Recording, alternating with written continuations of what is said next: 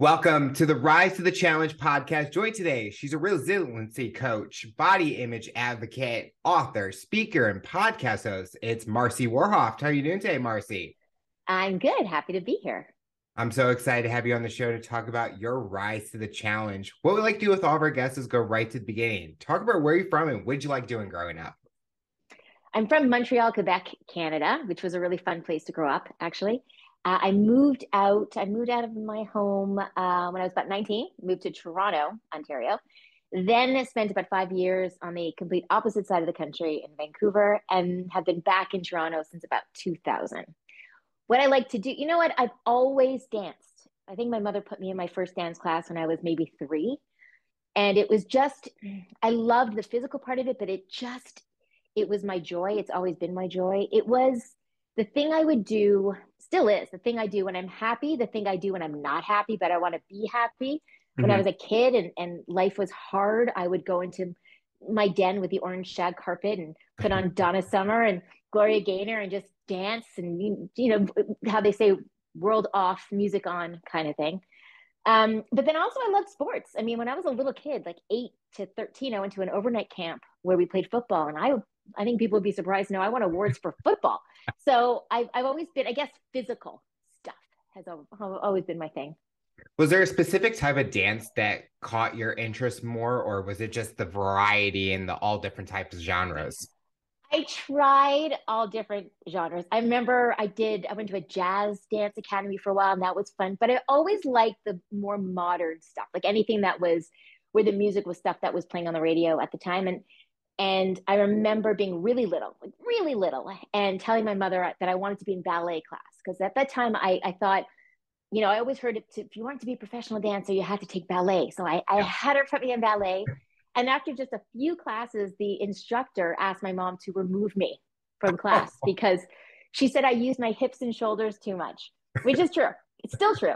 And so she did. And then another year, I was like, okay, I'll do it. I promise. And we tried again. And because I still use my hips and shoulders a lot. So it just wasn't my thing. So I like more stuff that's just, you know, wherever the music makes you do, you just do it.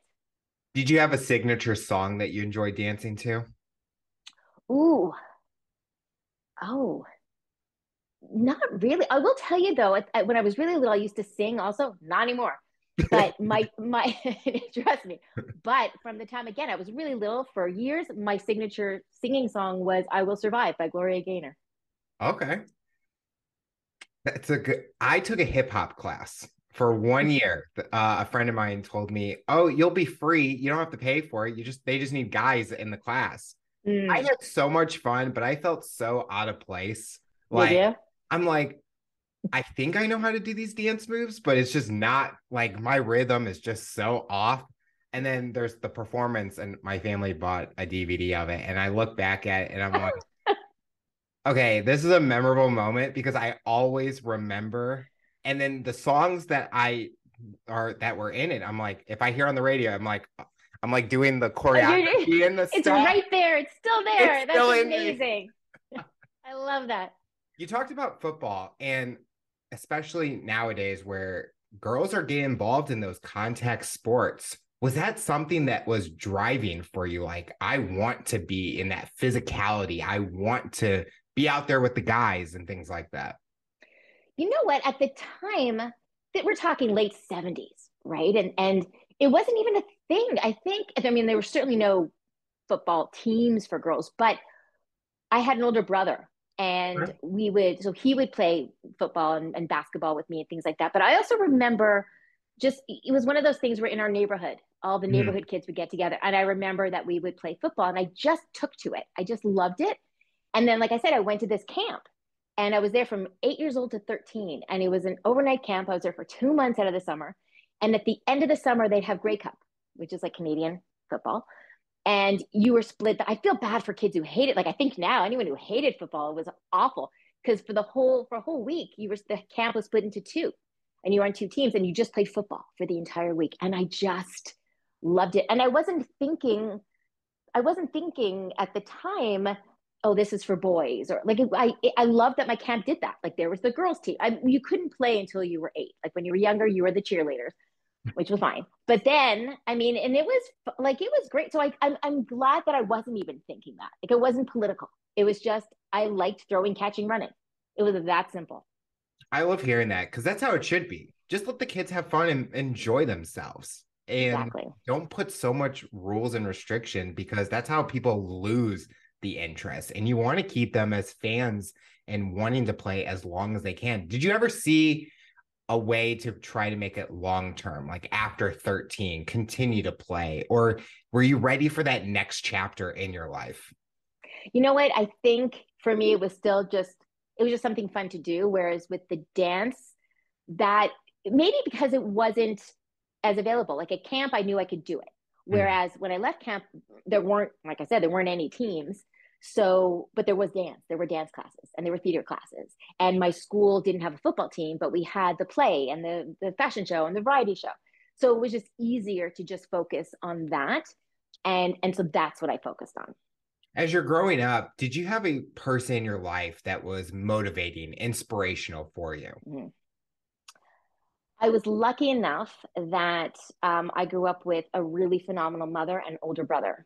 Um, my parents got divorced when I was 10, and my father left, like gone. And I had an older sister, but we weren't close at the time. But my brother was 5 years older, and he I guess I looked at him the way a little girl is supposed to look at their father, right? Like he could do no wrong in my he was just my protector when I needed protecting, but also just the kindest, most loving, fun person I could ever imagine. I remember finding like a few years ago a project he had done for school when he was maybe 15, younger than 15, and it was like describe your family, and he said like my younger sister Marci, she's really great, I love her a lot, but she's a really tough cookie. And I love that, like, and he made me feel like I could do anything. And same thing with my mom was somebody who would tell me that I was beautiful, but she would tell me more than that. She would say what you have to say is interesting.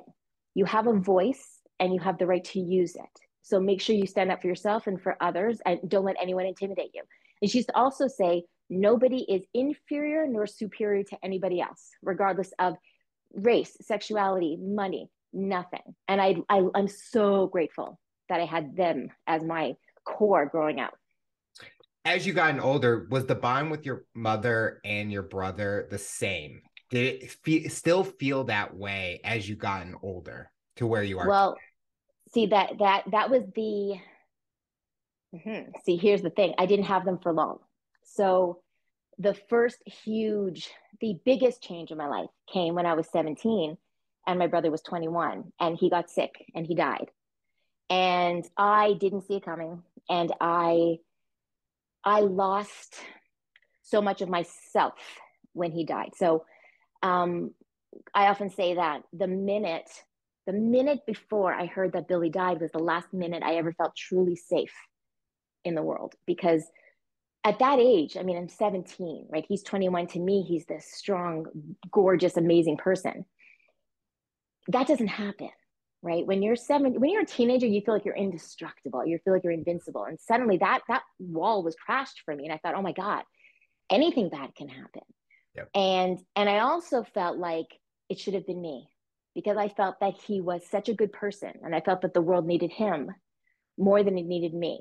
And I felt I didn't deserve to be here instead of him. And so I went from being this little kid that felt like she could take on the world and wasn't intimidated by anything or anyone to feeling like I didn't deserve to be here.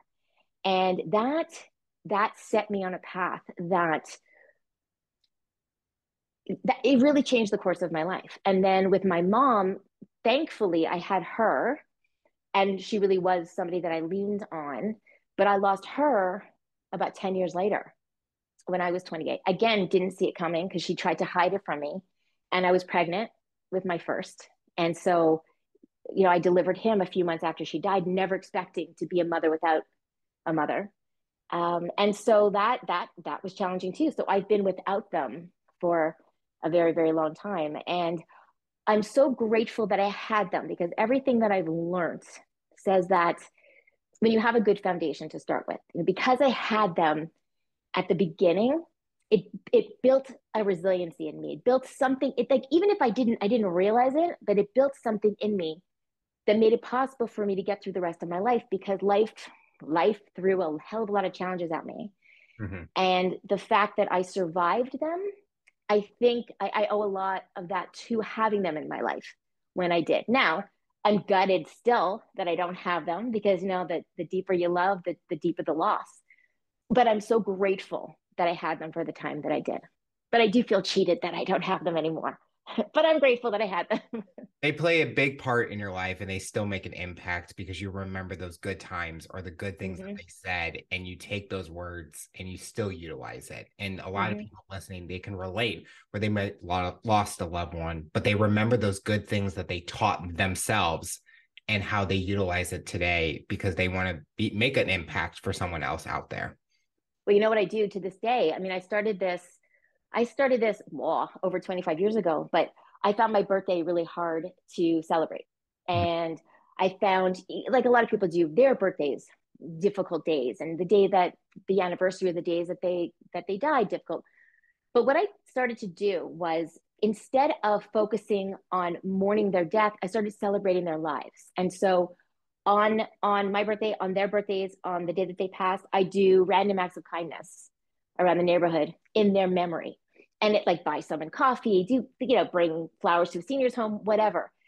But I used to do it for my brother, and then my mother loved that. So when she died, I did it for her too. And it's a fun way to bring them into the day in such a Mhm. positive way. And I know that they love that, because that's what it is. Why am I going to mourn their death when their lives were so important? So I prefer to celebrate their spirit. I love that. You mentioned that after your brother died, it started the path in a different direction. And especially at Mm-hmm. that time, 17, 18, you're getting into that next stage where you're like, okay, do I go to college, workforce? Where do I go next for myself? What was that path starting to look like for you? Well, I thought I knew it, because while I was in high school, at the end of high school, I auditioned for a theater school, and it was a difficult school to get into. And my brother had actually given me a monologue to, because he was great at theater, and he gave me a monologue to use for my audition. And believe it or not, the day that he died, I got the call from the school that I had gotten accepted. So it was a very bittersweet moment. I remember looking up and saying, "Thanks, Billy." But what happened was, I mean, it was great. It was a great school. It was a 3-year program. I only stayed for a year and a half, because, again, at that time, my whole life collapsed. I mean, my whole life was just, and having those feelings of unworthiness, and feeling like, okay, if I'm going to be here instead of him, I have to earn my spot. I can't just be regular. I had to be spectacular. But I didn't feel, at this point, I didn't feel like I was especially funny or interesting or smart or anything. So I thought, I mean, I'm 17, right? I mean, I'm thinking, well, maybe I could be pretty enough. And pretty enough to my 17-year-old brain meant skinny enough. And so my brother's death gave birth to an eating disorder. And so I started struggling with that. And that becomes your focus. I mean, my instead of thinking of, what I can do in the world, my every thought was what I had eaten, what I was eating, what I was going to eat, how much did I weigh, how much was I moving, how many calories. It was awful, but it was subconsciously, it was a way for me to distract from what was going on. I mean, it's kind of like it was easier for me to focus on my empty stomach than his empty bedroom. Mhm. And that pain, that physical pain of being hungry, was easier for me to understand than the pain in my heart of not having my brother anymore. So I stayed in school for about a year and a half, like I said, and then I left, because there was also no point. Like, I thought, well, I'm not pretty enough to make it. I'm not talented enough to make it. So it really changed me. And I went into, I guess, a sort of depression for a while. And then, see, it's so crazy from this, from here on. I will just say that uh, I ended up moving to Toronto, like I said, on my own, and kind of thinking I had my life together a little bit. I met my future husband, thinking, okay, if I get married, then maybe my life will be normal. Oh, I should say, funny how you forget little things, like right after my brother died, my mother had gotten remarried, and my stepfather was arrested maybe a year after my brother passed away, we found out that he wasn't a caterer like he had said. He was wanted for 49 counts of bank robbery. So that, yeah. So that was, it's all in my book. So that was again, it was obviously a shock. And it was, you know, my stepfather was great. And it was, my father had left, my brother died, my stepfather was arrested. It was like, wow, okay, so life is hard and people leave. Like that was the message that I was getting from the universe. And then my mom was diagnosed with breast cancer, like for a few months later. And she was okay for a while after that. But again, it was like, what the hell is going on? What is going on? And then, so when I met my future husband and future ex-husband, so, you know, it seemed like, okay, maybe life could be normal. Maybe life could be normal. Still battling an eating disorder, but life wasn't normal. And I will just say, I mean, I get into quite a bit of detail in my book, but the marriage was fine. We had normal struggles. Like we got pregnant. I had a few miscarriages. I got pregnant again. While I was pregnant, like I said, my mom got sick again and she died. And then we almost lost my son. And then got pregnant again. And when I got pregnant again, I got this weird reaction to an antibiotic and ended up in the hospital for months with kidney failure and respiratory failure. And I was given a 25% chance of surviving. And I lost the baby. And when I did get out of it, I had to learn how to walk again, how to talk again, how to breathe again on my own, and did that, and then ended up moving back east. And then my marriage took a turn. It was a really strange thing where my husband at the time was like, I don't know, thought it was a good time right after I got out of the hospital. But a year later, I had another baby. So I had two miracle babies. Still dealing with an eating disorder, having lost, you know, my mother, my brother, having nearly died at 29 years old. And about, you know, a few months after my second son was born, my husband wanted to open up our marriage. Decided it was a good time to, Oh, yeah. And I didn't love the idea. I mean, to be honest, he had mentioned it years earlier, and I wasn't on board. I thought listen. I'm honest about the fact I was not a prude. I had a very healthy attitude towards sex. Our sex life was good, but I liked one-on-one. I wasn't, and I also had body image issues, even though I've always been fit. But in my head, you know, I was always hard on myself, and the idea, especially now. Well, at that time, I don't know, my son was maybe 8 months old. I had also scars from major surgery. I wasn't really keen on showing other people, but that's what he wanted. And I always say I make it very clear, I was not forced. There was nothing like that. But I think what it was I was emotionally done. I had a therapist say to me, she called it traumatic overload. And she said between the physical traumas I'd been through and then the emotional traumas I'd been through, this was just too much. At the time, my sister and I were estranged. I didn't have cousins I grew up with. I didn't have any family. So it was just him and two babies, two little kids. And here he wanted to share me. And I will tell you, I don't love the idea of a possessive partner.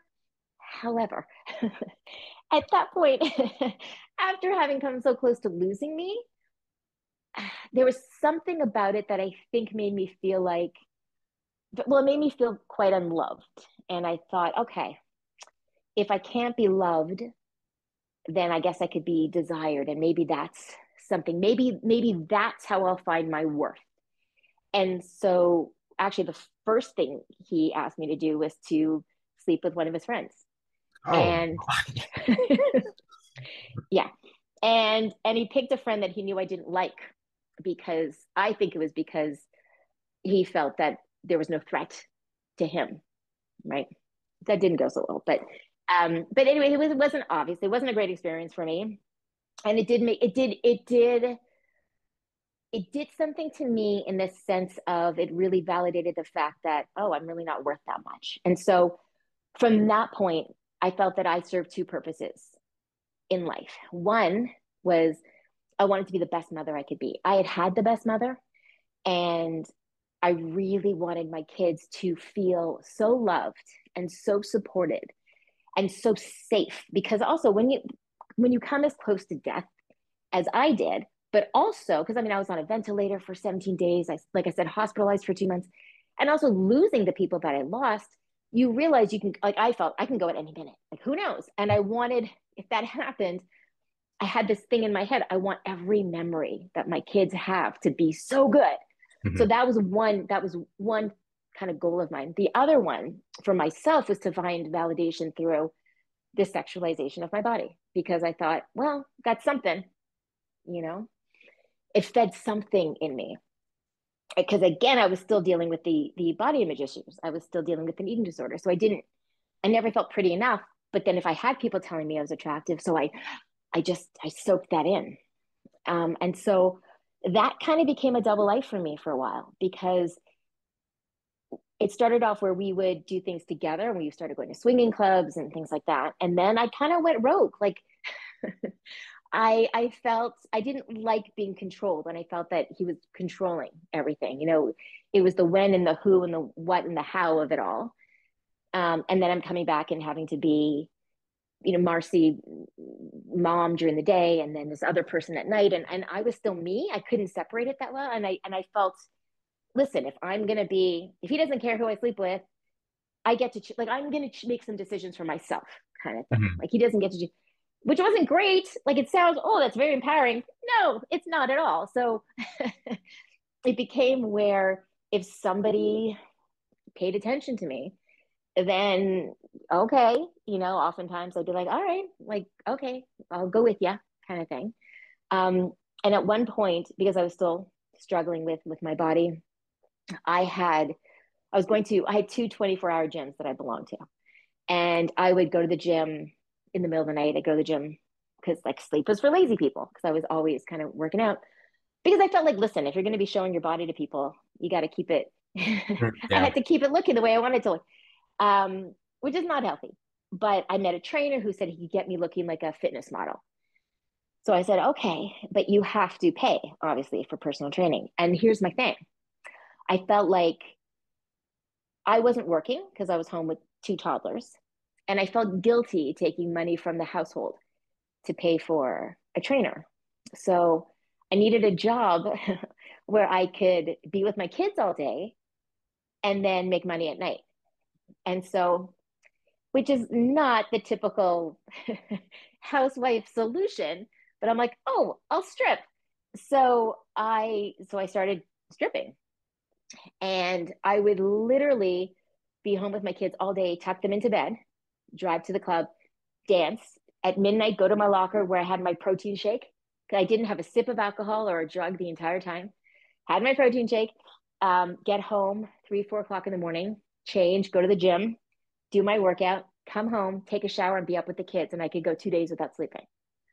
And it was to keep up just that thing. You know, it would be, you know, mom by day and Cassidy was my dancing name by night. And there was really no break. And yeah, it was something that could not last that long. But that was my life for a while. I mean, the dancing was only lasted, I guess, off and on, like for months. But the double life of me kind of being the town vixen and super mom, that was years that went on until it couldn't go on anymore. Did you ever think about like the burnout, where you mentioned not like you're putting a lot of pressure on yourself and especially your body? I mean, people go through like a lot of, if they stress, emotions and things like that, the physical pain, it can wear out your body when you think it's not going to. Was that ever a concern? Because I loved how you did when you were talking about your story. You did it for your kids. You were trying to be a mom. You were trying to protect them, take care of them, all that things. And you had that goal and you were willing to do anything to do that. And that's what a mom's all about, is being that person in those kids' life. And no, and sometimes we wish it was that easy way, but sometimes our stories don't give out the hand that we want to. Yeah, I mean, and that's the thing I make very clear too, because I've had people who don't know my story and just know that I danced and said, "Oh, you know, you had to do it to put food on the table." No, that wasn't my story. You know, I was married. He made a good living. Yeah. There was food on the table. It was me just being in a really messed up situation, feeling completely unloved and unworthy, and feeling like, oh, at that point, when you talk about burnout, I didn't, I knew it wasn't healthy. I knew when I was going to the gym in the middle of the night and I wasn't sleeping. And at one point I took diet pills, and it's 5 o'clock in the morning. I'm at the gym. I'm sure I'm having a heart attack because I'm having horrible pain. And I'm like, do I stop? But what if I stop and it's not a heart attack and I stop for no reason and end up going to the hospital? And the doctor was like, don't do that. Like, you're such an idiot. Um, and so I knew it wasn't healthy. So that's not being a great mom in that I'm putting my life at risk. However, I think at that point I was just thinking I didn't care. I didn't care what happened to me because I didn't feel like I was the greatest person at that point. So I felt like I needed to keep doing what I was doing. I don't even know why. I just felt the need. But yeah, I think I'm kind of jumping, but I will tell you that one thing is that years later, when I released my book, my kids knew nothing of my past, and I released it a couple of years ago, so they were probably in their maybe 19 and 21, or 20 and 23, something like that. Anyway, older, but they knew nothing. They knew nothing about my past. And when I told them, and I showed them the cover of the book, and it's called The Good Stripper, a soccer mom's memoir of lies, loss, and lap dances. And I didn't know how they were going to react. And I will tell you that one of my kids was like, my younger one was like, when did this happen? I don't even, like, he was so unbothered because he said, like, okay, so he was unbothered. And then my older son said, he said, you keep saying that you made mistakes. He goes, but you also keep saying that you want us to have the best lives. And we've had the best lives. So maybe you didn't make mistakes. So the way that they saw it was, to them, I was there. Like, they don't remember a second. Like, if anything, I was the overprotective mom. I was not the cool mom. I was like the one, wear your helmet, you can't go swimming without a parent there. Like, I was making scavenger hunts for them and their friends, Easter egg hunts, like all that stuff. So they don't remember me not being, and I love that. Like, I'm so grateful for that. So, and I did end up burning out. I mean, I did, but I think at the time I don't feel like I had much of a choice. You get on this treadmill and it Yeah. just seems impossible to get off. Does that still the emotions of them being so supportive of you when you did release that book and they were open that you were there for us? We don't remember you not being there. Does that still hit you today when you talk about that? Well, it's funny too because I'm so grateful for them because I remember at one point too when I started doing interviews about it and started talking about it. My younger son isn't so much on social media, but my older son is, and so I would send him a text saying, "Okay, I'm going to be on this show talking about this. Is that okay?" And he'd be like, "Just do you. Like, we'll let you know." And at one point, he's like, "Do me a favor." He's like, "Take a screenshot of me saying." You're good. We're in your corner. It's okay. And he said, and then instead of letting me know that you're going to do something, just read the text. So I love that. Yeah, look, even my ex-husband and I, we raised our kids to be free thinkers, to not feel pressure to be anything that they aren't, and to be true to themselves. So I'm just walking the walk, I guess. And so I love that they're I always say I don't know, I don't expect them to understand the way that I live all the time and the choices I make, but I do think they respect it.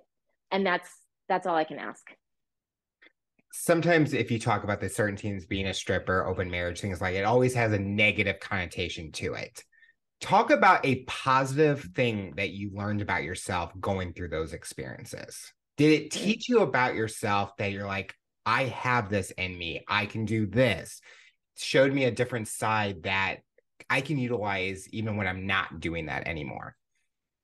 Well, I'll tell you this. It was a different situation than if hmm. So when I look back at the things that I used to feel shame about, it's not dancing. I think that when people look down at dancers, at strippers, I think that that's ridiculous. So I Yeah. think there's no shame in any kind of sex work. I am a for sex work is work, and I have a lot of respect for people who do that kind of work and who it should not be demonized and stigmatized at all. Um, and there is a part of me that's like, oh, like I because I still look, like I said, I love to dance. I mean, the thing that I talk about sometimes that makes me laugh is that, I remember starting at the club, and and I remember this woman coming over to me, and she was working there too, and she said, "How long, like when after you started, were you able to get up on stage?" And I'm like, "What do you mean?" And she's like how? She goes, "I've been here about 3 months. I can't get up." I'm like, "I didn't even know that was a thing." I'm like, "Damn, that was my favorite part." I'm like, "What do you mean? How do you?" I loved being on stage. I didn't love having to sell myself after. I didn't like having to sit down with men and be like, "Buy me." I didn't like that. But I loved dancing on stage. There was something very empowering about that. But as far as that whole double life of kind of confusing being sexual, being sexualized, I can't say that there was something good in that, because I was not in my right mind. It was not a healthy situation. But looking back, I see the survivor in me. I see that I held on to these secrets for decades, and they really controlled me. And it was only when I decided to write my book and found out it was going to be published, and had to come to terms with everything. I knew I couldn't release it until I forgave myself for a lot of things, because if I was still feeling shame, then what other people thought was really going to impact me, and I couldn't afford to do that because I didn't know how people were going to react. So I knew I had to be okay with me. And what I say all the time too is that I used to really criticize myself for how I survived. And now I'm just proud of the fact that I survived. And I think and one of the things that we do to ourselves that's really detrimental is that we judge ourselves then on how we would act now. And that's not fair. So it's very easy for me to look back and go, "Oh my God, look at the things I did. I would never do that now." No, of course I wouldn't, because I'm smarter and I'm wiser and I've learned more and I've got support. And of course, but I didn't have that then. So I did the best I could then. So I'm so proud of myself that I made it through. However, I had to look. Sometimes survival, well, I was gonna say sometimes it's pretty. I don't think it's ever super pretty. I think No. survival, it's messy and it's dirty, and you're crawling on your hands and knees, and there's dirt underneath your fingernails, and it's hard. But I can't. So what?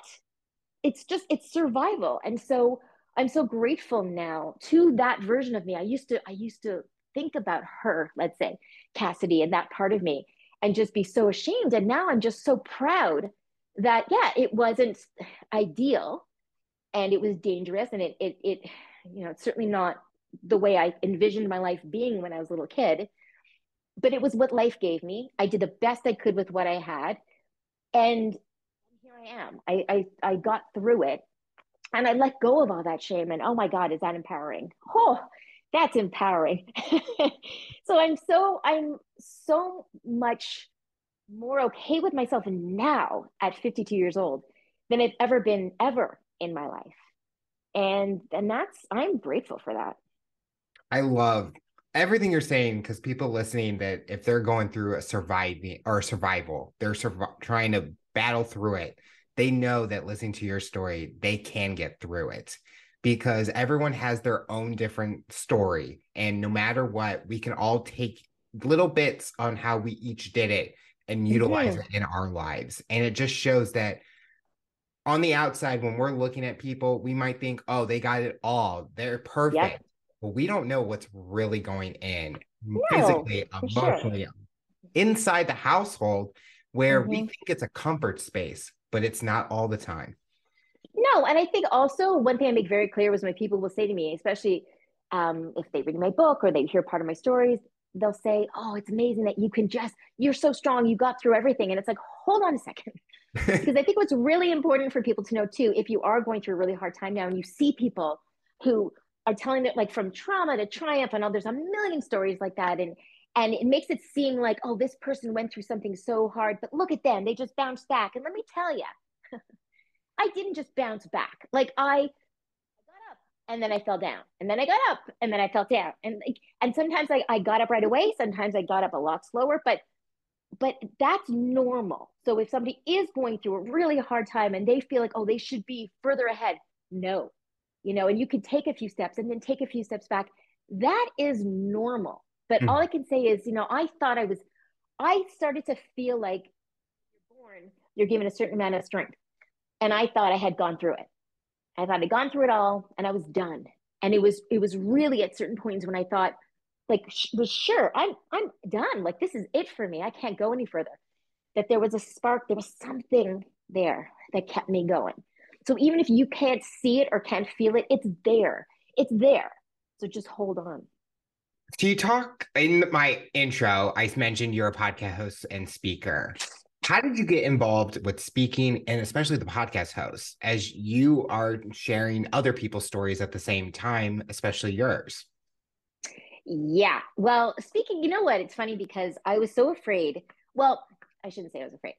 I didn't know how people were going to react when I released my book. And I was pleasantly surprised to see that, there were some people who weren't thrilled with the stuff I talked about, but most people were really amazing. I had people reaching out to me, people who I'd known when I was a little kid, people who I didn't know, people from all over the world. I still get messages daily from people who are sharing their stories with me because they're amazed that I could be so open. And now I can't not be. I'm so crazy, unfiltered. But so that just became where people were just asking me to speak Mm-hmm. to groups about letting go of shame and speaking truth and things like that. The podcast, what happened with that was, so it's called How to Ruin Your Own Reputation. And that's because, again, before my book came out, I had to make the decision, was I ready to risk ruining my reputation with my book coming out, personally, professionally, in all ways? And I decided, yeah, again, I was in my 50s. I'm in my 50s. And I thought, if I can't be me now, what the hell am I waiting for? Like, am I still going to worry about what people think? No. The hard part was getting through the things that I went through. If someone's going to judge me on how I went through it, that's on them. That's not gonna hurt me. And what I found was I was meeting some really interesting people through that. And I decided that I think there's a lot of power in hearing people's stories that are different than your own. Because one thing I would get a lot of is people saying, I had no idea, I had no idea. Or I see you online, I would never guess that you had been through that. Or, and I'm like, okay, well, you know what? A lot of people have been through a lot of stuff and we just don't know about it. Also, we judge. We tend to judge things. A lot of people are living lives that come with some shame or some guilt or stuff like that. And I thought, oh, we got to let that go. So what I do with my podcast is I highlight people who have either unusual jobs or who are living lives that some people just don't understand, and they're living it unapologetically. It could be alternative lifestyles, it could be non-traditional marriages, it could be a whole bunch of different things. And it's been so amazing because what I do is have a very, unfiltered conversation where we get really honest. And what's funny too is because I have had kind of this bizarre amount of experiences in different ways. I always, even if I don't think I'm going to have anything in common with the people I interview going into it, I always seem to connect. And that's what I found happens with people who are listening too. There are people who will come into certain topics, whether it's, I did one on sexual dominance and slaves or sex work, or I one of my favorite guests was a transgender male boxing coach. And there are people who will come into it think either they are thinking, okay, I'm not going to connect with this at all, or they're coming in with a lot of judgment. And then they leave going, oh, you know what? Like, I kind of understand. Like, there's not everything, but they see, and I love that. I love that. So that's where that focus came. And I'm having a blast with that and just meeting the best people. That is the same exact thing I always thought when I started this show. I'm like, who is going to want to talk to me? I have nothing in common with them. But even for us, we didn't know much about each other, but we have we took dancing classes. We know Uh-huh. from that experience. There's other things stories wise also, but it just shows that people can relate with each other. They may be Mm-hmm. completely different backgrounds, experiences, industries, but we're all similar in what we might be going through or something we like to do. And we got to take that judgment out and not judge people off of just the cover of a book. We have to really learn about that person because they could be such a great person, but if you just Mm-hmm. judge them, you're going to have those blinders on the whole entire time. And it's just going to be deflect, deflect, deflect. And what is she? And then you don't grow and then you don't Yep, learn. I mean, the other thing I say all the time is that the details of our stories are unique to us, but there are so many times there are common themes running exactly. through them. So even with my story, okay, so you probably didn't have a stepfather that was a bank robber. And maybe, when you went through a lot of losses, you didn't turn to stripping. But people have been through loss. People Yes. have been through body image issues. People have been through difficult relationships. I mean, these are things that we've all been through. So even if you can't relate to every part of my story, you relate to the struggle, you relate to the pain, you relate to the love. There's so many things that you will relate to. So I think that we do each other such a disservice and ourselves such a disservice by not taking the time to listen to someone else's story, especially when you think they're so different, because you're not going to learn very much when you surround yourself with people who think exactly like you do. Yep. As a coach, what is your mission as being a coach? What is your goal and what do you hope to inspire and help with others? Well, for me, it's all about releasing the shame. It's all about that. I think that fear is what guides so many people. And what I've learned is that it's the fear around the secrets that we keep that does the most damage. It's not the secrets. Once the secrets come out, once we show people who we really are, that's not that hard. And it's such, Mhm. oh my God, it's so you can breathe. It's so liberating. But it's that fear that keeps us prisoner. And I think that it's oh my God, trusting that when you show the world who you really are, it's not going to collapse. It's not going to end. If anything, that's when it starts opening up. And that's what I want to help people do. Do you feel that way where you feel a sense of freedom where if you didn't write that book and you were still holding everything in, do you feel that it would be even tougher for you because I having that oh, book, well, now the whole world can hear all about it's I can't even imagine who I would be if I hadn't done that. I mean, listen, I'll be very honest. It's still odd when somebody will message me and say, "Hey, I bought your book," and I'm like, my first thought is, "Oh, great, they're gonna read it," and then my second thought is, "Oh my God, they're gonna read it." like it. they're gonna know a lot about me. It's very vulnerable. It's a very vulnerable feeling because, like I said, I do get very, very honest and raw and open. If I was going to write my book, I was gonna write it. Yeah. And I didn't hide the parts that I felt made me look not so great, because if I didn't add those, then that meant that I still felt shame around it, and I wasn't. What's the point then? And in writing it, well, there's two parts. There's writing it, which was great for me because I think I say to everybody, write your story, even if you have no plans on showing it to anybody, because there were so many things that I still judged myself on. And then when I put it down on paper, I was able to look at it almost objectively and go, wait a second. No, now I understand why I thought that way at that time. And now I understand why I reacted that way. It really gave me clarity, and that released a lot from me. But then putting it out there, and again, it's like, oh, what are people going to think? And then and having almost this armor of like, I don't care what people think, I'm going to be fine. And then when people are so loving and so accepting, Mhm. it really does kind of go make you exhale and go, what was I waiting for? Because once I think the expression is, you can't nobody can shame you if you don't feel shame. Yeah. So now I lived for literally 2 decades with this fear of somebody coming to me with my past in front of my kids, in front of somebody I was dating, in front of whatever, and saying, oh, I know you used to do whatever. Now I'm like, yeah, I wrote about it. Like everybody knows.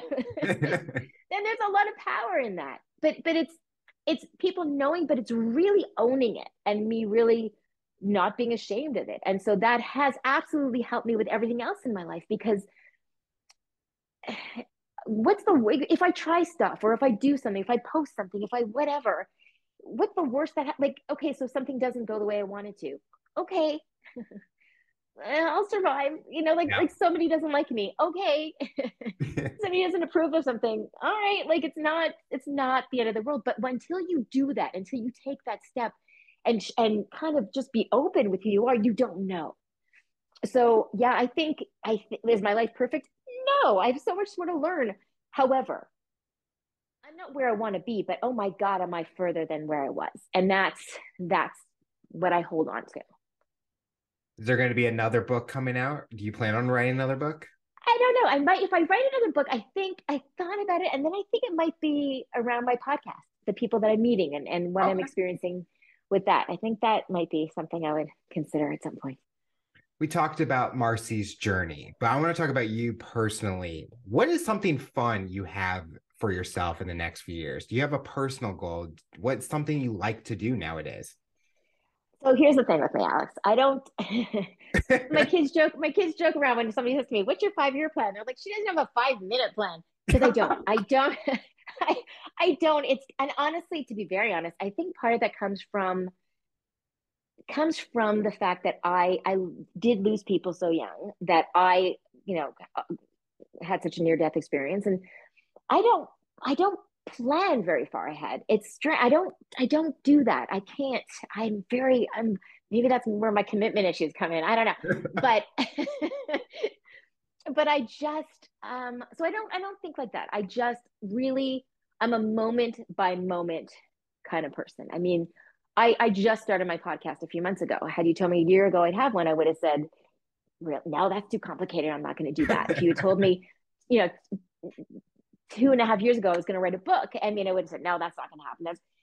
So I find that I'm surprised. I surprise myself every 6 months. I mean, I've gone from people saying she did what, to people going, she did. Oh, of course she did. Like, I like that that I'm constantly sort of surprising people by just doing the unexpected, and I love that. I know that I'm going to keep doing the things that make me curious and kind of make me excited. I mean, it's been a hard, for all of us, it's been such a hard few years. And like I said, with the podcast, I mean, I'm loving it just because it's fun.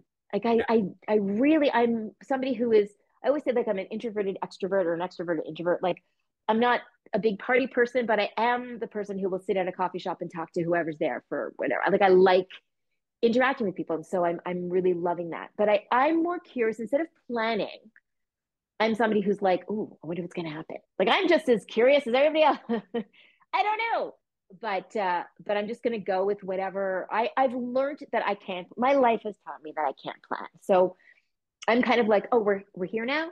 Oh, okay. Oh, now we're here. Okay. Now, oh wait, now we're going over here." And I'm not afraid. I'm not afraid of what's to be, and that's a good place to. That's a good place to be.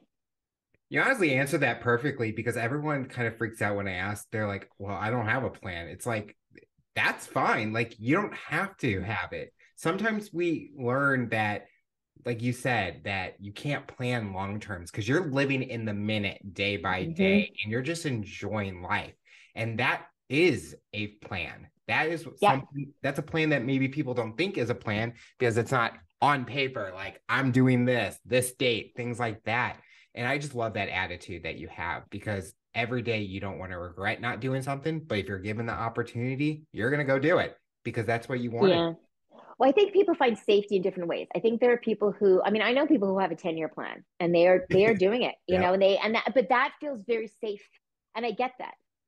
Whereas for me, oh, that terrifies me. Like, the thought of, like, anyone who's like, oh, this contract for 10 years for what? Like, that's, oh my God, Yeah. I can't even, what? No, I can't even, I don't, that is terrifying to me. But to someone else, it's like, oh, like, here's a job guaranteed 10 years. That's awesome. And, again, for me, it's like, could we talk in 10 days? Like, I'm going to do 10 days. So my sort of comfort zone is to not have a comfort zone, is to kind of be like, it's, how they say the evils you know versus the evils you don't know. So there are people Yeah. who feel like, I'd rather stay here because it's not great, but what's out there could be worse. And my thing is like, yeah, but it could be amazing. I mean, it could be terrible, but if it is, I'll get through it. Yeah. I've gotten through some pretty bad stuff, so I'll get through it, but it could be amazing. So I'm more optimistic that way. So again, whatever makes life easier for someone, if it's having your life plan on paper, do it. But if you don't, that's okay too, because really, what if there's anything we've learned in the last 2 years, 2.5, 3 years, whatever it's been now, it's we get some unexpected curveballs thrown at us, no matter what we plan. So it's good to be a little flexible. If anyone had this on their bingo sheet, they should win the lottery. Exactly. Like, let's be honest. I mean, because Exactly.